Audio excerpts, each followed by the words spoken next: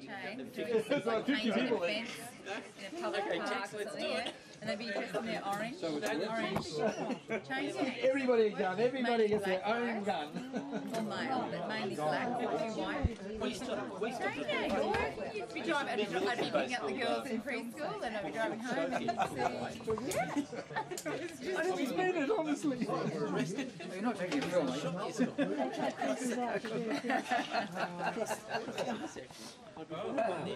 We have to have that. And the reason I used to be able to do that. He said, oh, when I was at university, I used to do a bit of fencing. I said, no, I mean, I used to be able to fold figure they'll come in the night. I said, how would you like to face, what was it? How would you like to face 100,000 pissed off things? Hello. Anything that happens that confirms that fear. Yeah, so there's that sort of yeah, there is, but well, Melbourne and Hauraki were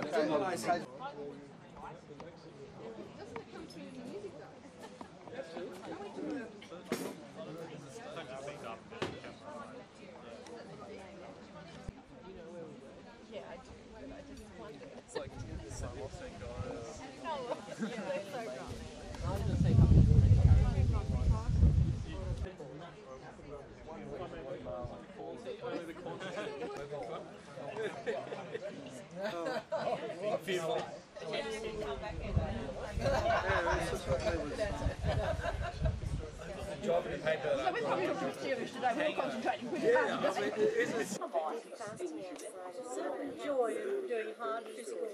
Oh, very satisfaction in completing. Well, you can Virgo in me or just barrel through. Mr. Riggs must have everything in its place. I go periodically into They're meant to be the mediators left. All I know is my mum watched it because it was Right, there are all these bars, like different bars everywhere. And then one of them, right, man, the second guy I'm a mess, I'm afraid. what's that? I'm going to go and find my desk. Just, you know, Put it down. most recently used, the one down the well, she's Melbourne. Well, actually, she's not when here. But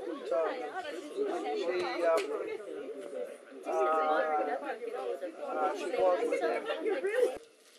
4.5 years ago, we had a little discussion, and as a result of that discussion, we started an orchestra, started having these parties, and orchestras become a sort of full-time party, which I look forward to every week. And a few times a year we have these wonderful parties and we get together and have a wonderful time. And so it's been given to me the great pleasure of presenting you with a music stand so that you can continue to do all the wonderful practice that you have done. That you talk about.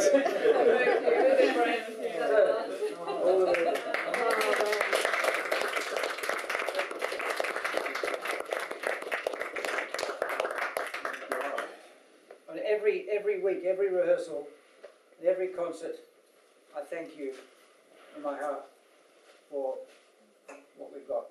And I actually thank all of you too, because without all of you, it wouldn't happen. And it's the most wonderful thing for me. It's become the sort of the centre of my musical life when we get together and have our wonderful parties and play chamber music and play orchestra stuff. And the concert was fantastic, no matter what anybody says.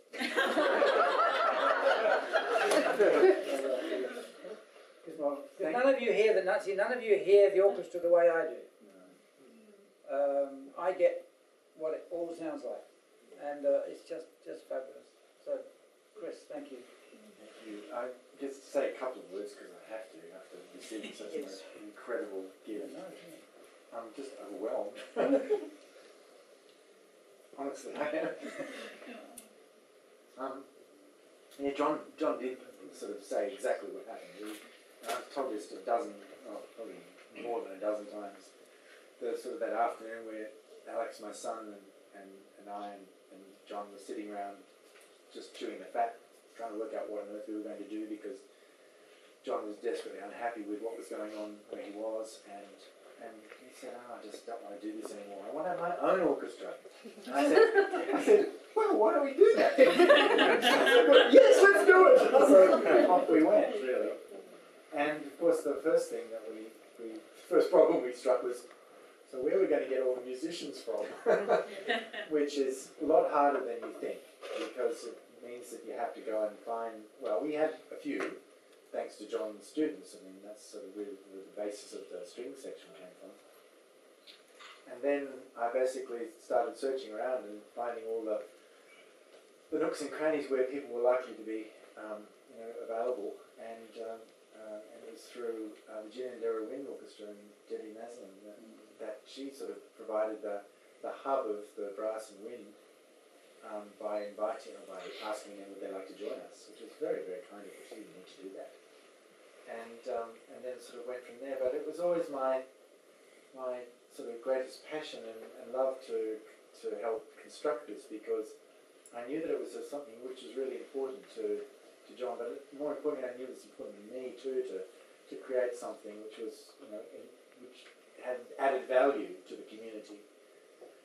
But what I didn't count on was the community that it developed, and the friendships and the wonderful people, and I just keep on meeting. And every week, there's another person there and think, who's that? Second violin? No, I've never seen them yet before. And they turn out to be wonderful as well, and it just keeps on building like that. And John and I were saying today that, when we were sort of, for the first couple of years, I think we were sort of threshold about 35, 40 at a pinch. And now we're sort of pushing 60 and above. So within a few more years, we should really reach 100. Well, 100. Yeah. Wouldn't that be? We've got enough chairs.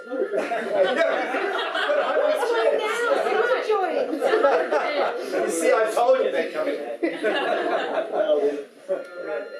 So anyway, thank you. I won't keep everyone any more. Thank you very much for this. It's just so lovely. Just ignore it. And please keep playing music. Keep doing it, because that's what makes the whole thing work. And it's not me. It's not just John. It's everybody. And also, I'd like to say, all of the orchestra put together enough money for you to come to Wagga to the Riverina Summer. Yeah, I haven't thanked everybody for that, but I deeply appreciate that. It's going to be very hard work. It's only difficult, as John keeps saying. In the midst of trying to work out how to do my audition pieces. You'll But be fine. I'm going to have the greatest time, and I deeply appreciate that as well. I feel very humbled by the whole thing, and because I just think I'm one of you. I don't think of me being particularly different or special.